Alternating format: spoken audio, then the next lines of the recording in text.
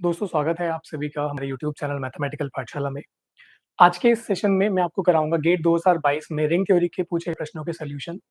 Total 2 questions पूछे गए थे जिनका वेटेज 4 मार्क्स का था। क्वेश्चन मैं कहूँगा दोनों ही बहुत अच्छे प्रॉब्लम है। अगर आपके बेसिक्स ठीक-ठाक हैं तो आप ये प्रॉब्लम एग्जाम में करके आए हुए हैं। चलिए डिस्कस करते हैं। First question let Rx denote the ring of polynomials in X with real coefficients. Then the quotient ring Rx mod ideal generated by x to the 4 plus 4 is a field, an integral domain but not a field, not an integral domain but has 0 as the only nilpotent element, a ring which contains non-zero nilpotent element. तो देखो जब भी यहाँ पर आप एक चीज जानते हो कि अगर डिग्री 3 या 3 से बड़ा कोई भी रियल पोलिनोमियल है वो हमेशा रिड्यूसिबल होता है। और अगर ये पोलिनोमियल रिड्यूसिबल हुआ तो ये स्ट्रक्चर कभी फील्ड नहीं बन सकता, इवन ये कभी इंटीग्रल डोमेन में नहीं बन सकता। तो व्हाट आई डू, देखो एग्जामिनेशन में फैक्टराइजेशन करना मुश्किल हो सकता है, तो मैं x की पावर 4 प्लस जो 4 है इसके मैं रूट्स मान लेता हूँ कि आपको मिल रहा है लैम्डा 1 बार, लैम्डा 2 बार। अगर कोई भी रियल पोलिनोमियल है ना, और उसके पास अगर एक भी नॉन रियल रूट आया तो वो अपने कॉन्जुगेट के साथ आएगा। इसके पास कोई रियल रूट तो हो नहीं सकता क्योंकि ये क्या है, this is non negative, this is bigger than और इक्वल टू 4, तो दिस विल बी बिगर और इक्वल टू 4। ये कभी भी 0 नहीं हो सकता रियल नंबर्स के लिए। But it is a 4 degree polynomial, तो उसके पास 4 कॉम्प्लेक्स रूट्स तो होंगे ही होंगे bye fundamental theorem of algebra. तो 4 रूट्स को मैंने माना लैम्डा 1 बार, लैम्डा 2 बार। तो now I write my x to the power 4 plus 4s x square minus lambda 1 plus lambda 1 bar into x plus lambda 1 bar x square minus lambda 2 plus lambda 2 bar times x plus lambda 2 bar. Now you feel this is a member in Rx. Why this is in Rx? x square coefficient 1 है ना। अगर आप lambda 1 बार देखोगे तो ये कितना होगा, mod lambda 1 का square. This is always a real number, तो ये भी रियल नंबर है। अगर आप लैम्डा 1 प्लस लैम्डा 1 बार करते हो या इन जनरल किसी भी कॉम्प्लेक्स नंबर को उसके कॉन्जुगेट के साथ ऐड करते हो तो आपको मिलता है 2 times of real part of lambda 1। या अगर आप z के लिए करोगे तो z का लिख सकते हैं। तो रियल पार्ट हमेशा ही एक रियल नंबर होगा। तो this is in Rx, same argument for this is in Rx। तो ये दोनों ही रियल पोलिनोमियल्स हैं। तो ये जो पोलिनोमियल ये रिड्यूस हो गया इस तरीके से, you can feel now if I do x square minus lambda 1 plus lambda 1 bar times x plus lambda 1 bar plus ideal generated by x to the power 4 plus 4, इसको अगर मैं प्रोडक्ट कराऊंगा इसके साथ में x square minus lambda 2 plus lambda 2 bar times x plus lambda 2 bar plus ideal generated by x to the power 4 plus 4। तो अगर आप इन दोनों को प्रोडक्ट करोगे तो ये दोनों आपस में हिट होंगे। Do you know that how to multiply two cosets? तो ये दोनों हिट होंगे, आपको क्या देंगे। अब आपके पास ये जो एलिमेंट बनेगा ना, जब आप इस वाले पोलिनोमियल का इस वाले मल्टीप्लाई कराओगे तो you will get this polynomial, but this polynomial is already a member of this ideal. तो यहाँ से आपको मिलेगा x to the power 4 plus ideal generated by x to the power 4 plus 4। Now this coset is same as the zero element और the zero coset, because ये इसका ही member है। तो दो नॉन जीरो एलिमेंट को प्रोडक्ट करा के आपको जीरो एलिमेंट मिल रहा है in the quotient ring. So this is telling you that Rx quotiented with x to the power 4 plus 4 से generated ideal, this is not an integral domain.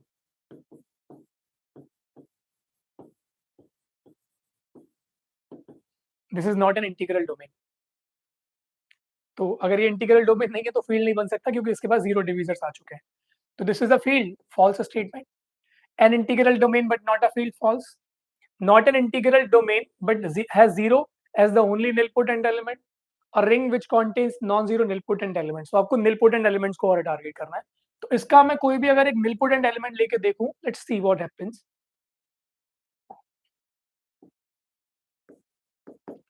Let px plus ideal generated by x to the power 4 plus 4 belongs to Rx mod ideal generated by x to the power 4 plus 4 be a nilpotent element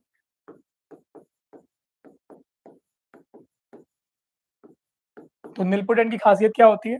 This implies there must exist some k in natural numbers such that px plus ideal generated by x to the power 4 plus 4 की power k, this should be the zero element, but in the quotient ring zero element is nothing but x to the power 4 plus 4 से generated ideal. इसको multiply करोगे k times तो आपको क्या मिलेगा? px to the power k plus ideal generated by x to the power 4 plus 4. Now these two cosets are same if and only if px to the power k belongs to ideal generated by x to the power 4 plus 4. अच्छा, ये px to the power k इसमें कब जाएगा? Can I say if and only if roots of px to the power k are lambda 1 bar, lambda 2 bar. क्योंकि ये इसका member कब बनेगा? जब ये इसका कांस्टेंट मल्टीपल होगा. अगर कांस्टेंट मल्टीपल होगा तो इसके पास वो रूट्स होने चाहिए जो इस पोलिनोमियल के पास रूट्स है. So this is if and only if roots of px to the power k are lambda 1 bar, lambda 2 bar. Now this will force that roots of px are lambda 1 bar, lambda 2 bar. क्योंकि अगर आप किसी भी polynomial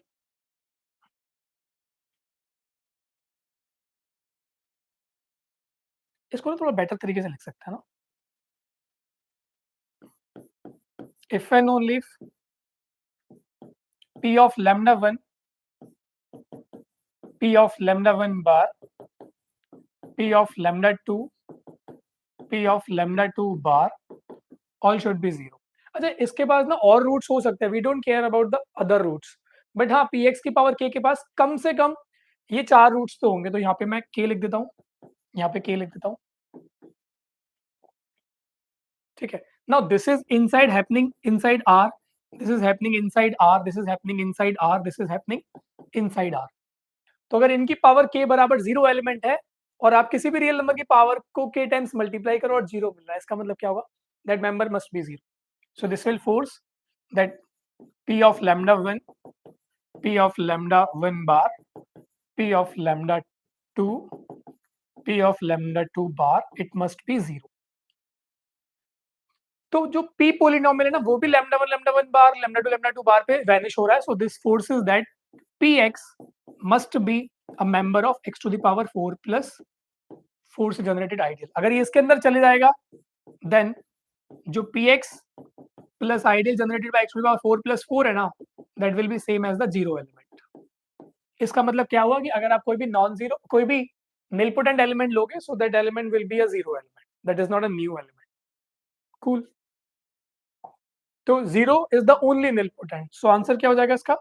Not an integral domain but has 0 as the only nilpotent. True statement.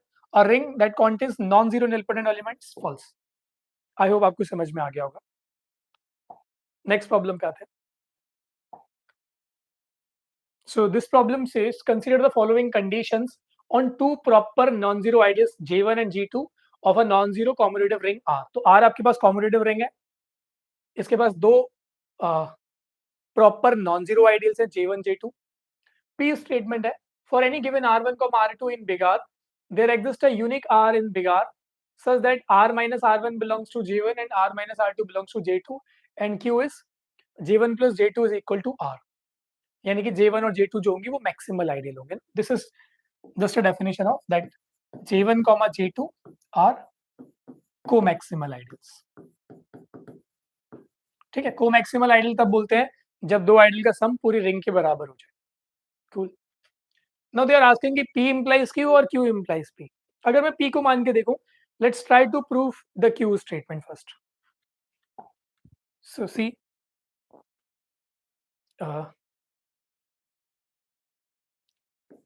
so P implies Q. Let's check whether this will be holding or not. अगर hold होगा तो proof आ जाएगा, नहीं होल्ड होगा तो कहीं ना कहीं हमें प्रॉब्लम दिख जाएगी. जहां प्रॉब्लम मिलेगी वहां से काउंटर एग्जाम्पल को जनरेट कर लेंगे. ठीक है. So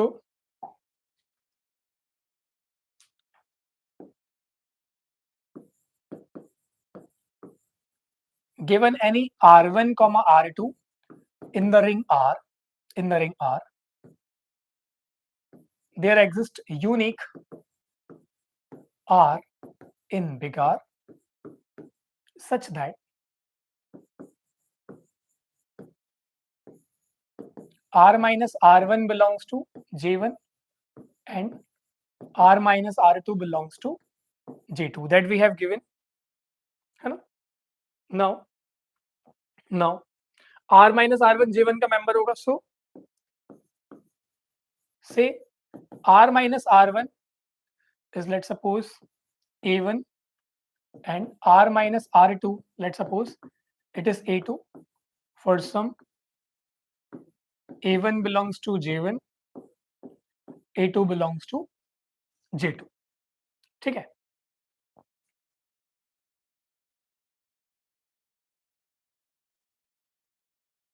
Cool. Now R1 and R2 are coming from R.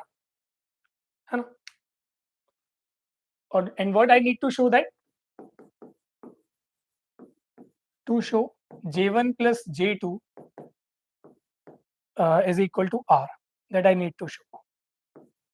यानी कि मैं रिंग के हर एक मेंबर को इस तरीके से लिख सकता हूँ ना.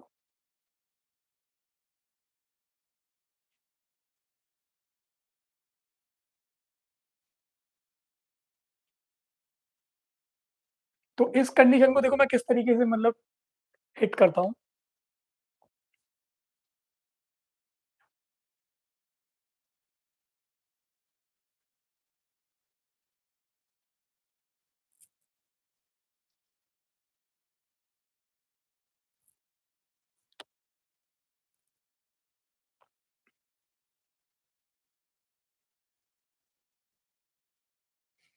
ठीक है. So let's say, so this is the main part of proof, है ना.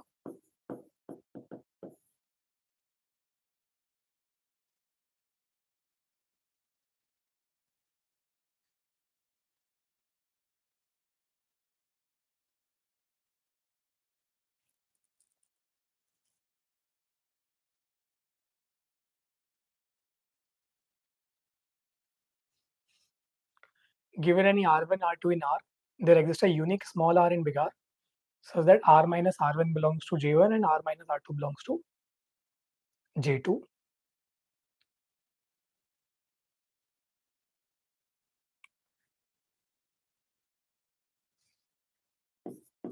Clearly,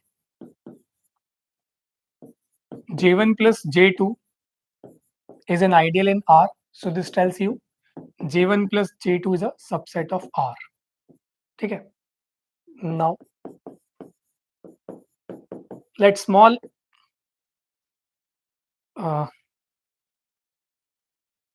let's suppose a small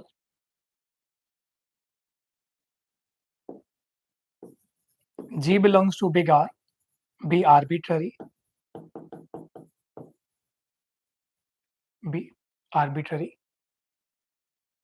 So I am silently using R1 is equal to G, R2 is equal to 2G. क्योंकि G अगर R में जाएगा तो G plus G भी R में जाएगा 2G, है ना. So by the given hypothesis,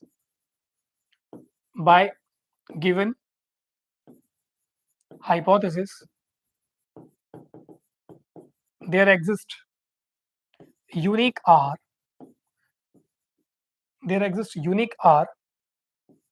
In the ring R such that R minus R1, but R1 मैंने क्या लिया है? R minus G. So this belongs to J1 and R minus R2. This is R minus 2G that belongs to J2. तो यहाँ पे मैं लिख सकता हूँ this implies R minus G will be A1 for some A1 inside J1 and R minus R2 will be some A2 that belong R minus R2 नहीं, R minus 2G. R minus 2G, let's call this is equal to A2 that belongs to J2. ठीक है. If I take the difference of these two elements, so I am going to get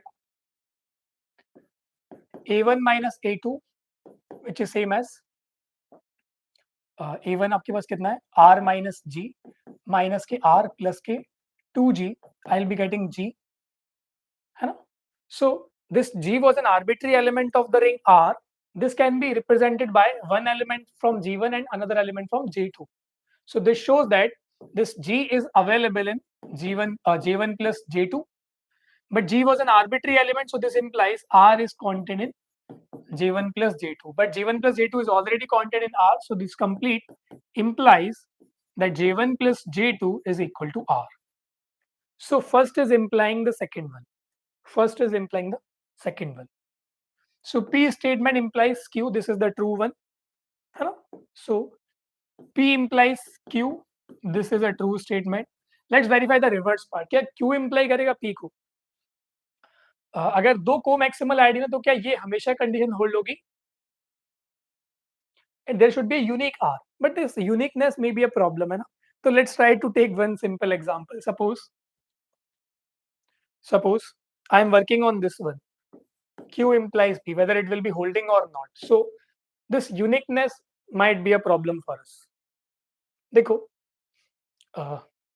अगर मैं R को choose करूं, ring को full Z, इसके दो को मैक्सिमल आइडियल लेते हैं, J1 को ले लेते हैं 2Z, J2 को ले लेते हैं 3Z.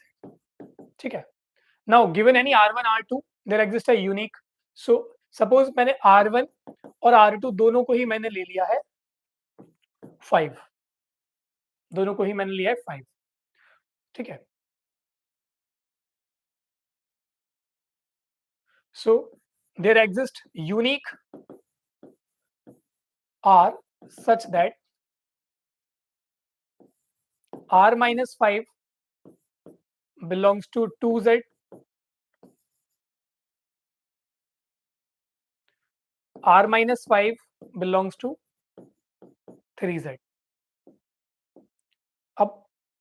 अब जो R है, क्या आप मुझे यूनिक R दे सकते हो ऐसा कि R minus 5 2Z में भी जाए? अगर R minus 5 2Z में गया तो R कहाँ जाना चाहिए? R should belong to 2Z plus 5. So this will be an 2Z यानी 2 का मल्टीपल और उसमें ऑड ऐड करोगे तो you will gate odd quantity. Also R belongs to 3Z plus 5. ठीक है. Now R will be 3Z plus 5. अब ये 3 के मल्टीपल्स होंगे तो 3 के मल्टीपल इवन भी होंगे और ऑड भी होंगे. So it might be even, it might be odd. जैसे आपने 3 प्लस 5 करा, इवन बन गया, है ना. 6 प्लस 5 करोगे ऑड बन जाएगा. ठीक है. 6 प्लस 5 करोगे तो ऑड बन जाएगा. तो यहाँ से मैं R की चॉइसेस देखता हूँ कि मैं कितने R को चूज कर सकता हूँ. क्या यूनिक कर सकता हूँ? अगर मैं R को चूज करूँ इन दिस सिनेरियो,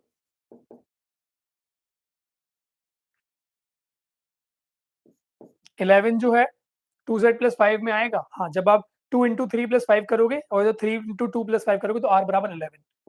और कौन कौन से बन सकते हैं? 3 4 जा 12 और 5 17.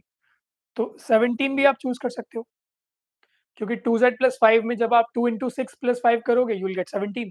3 इंटू 4 प्लस 5 करोगे यू विल गेट 17. तो there is no unique R. So failing uniqueness. So it is not always possible that we will be getting a unique R. So uniqueness is the problem. So this is a false. This is the false one. So P implies Q, but Q does not imply P. So correct answer क्या होगा? P implies Q, but Q does not imply P is a true statement. Q implies P false. P implies Q. Q implies P false. This is false. So correct answer will be A. I hope आपको problem समझ में आया होगा. अगर further किसी भी problem में कोई डाउट है तो you may ask in the comment box. I will be replying there. Thank you so much for watching this. Best wishes for your upcoming examination. Bye bye.